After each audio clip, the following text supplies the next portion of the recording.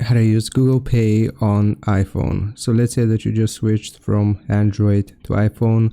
If you go into the App Store and search for Google Pay or Google Wallet, you will not be able to find anything. However, what you can do is load up your browser on your phone and just Google search for Google Pay.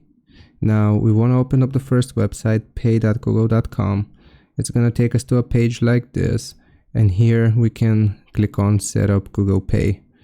Now from here, you will be able to see all of your payment methods as long as you're logged into your account, and you can add new payment methods by clicking on the blue button. You can also add a loyalty card or gift card.